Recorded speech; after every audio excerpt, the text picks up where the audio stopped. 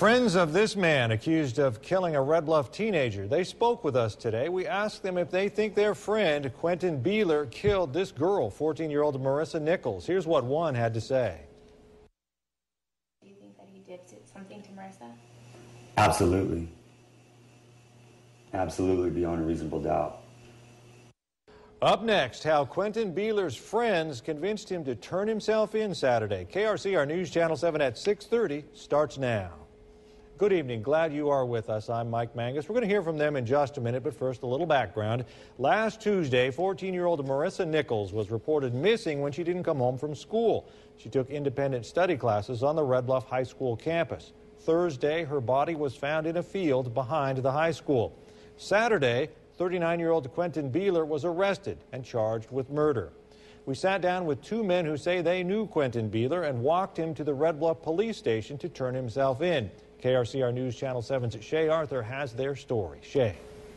Mike, police have told us numerous times how much of their case has depended on the public's help and just how much the surveillance video released by the school played a role in catching Quentin Bealer. The two men we talked to today say had it not been for that video, Bealer could still be on the run. Do you think that he did something to Marissa? Absolutely.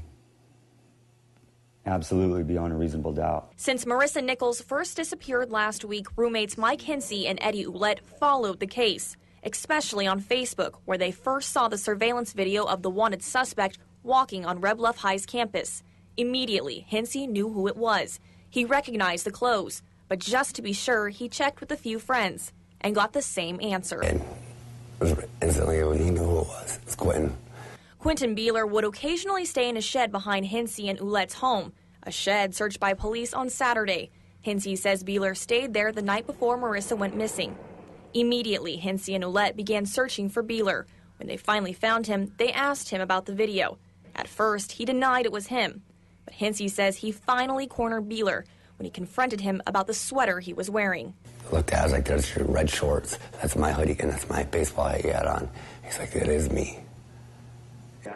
Hinsey and Ouellette asked Bealer what he was doing in the area around the time of the disappearance. I asked him why he was cutting through the high school at 11:30 in the afternoon, and he stated to me that he was going to court. That's contrary to what Bealer told another friend, that he went to the field to pick up a stolen ATV. Seeing things didn't add up, Hinsey decided to take matters into his own hands. Told me either you're going to walk with me down to the police department or I'm going to have the police come pick you up. It'd be better to have you walk to them and not be in handcuffs. On Monday, the two men told us they're shocked and angry. They said Bealer recently went through a divorce, lost his job, and just got out of jail. But despite his ups and downs, they never saw this coming. I was a little stressed out most of the time that I did see him. Besides that, everything seemed to be normal. Police are looking for information about two things seen in that surveillance video. That pair of red shorts you heard mentioned and an iPod that Marissa was wearing the day she disappeared. They say both could be critical to the case. If you know anything about them, please give Red Bluff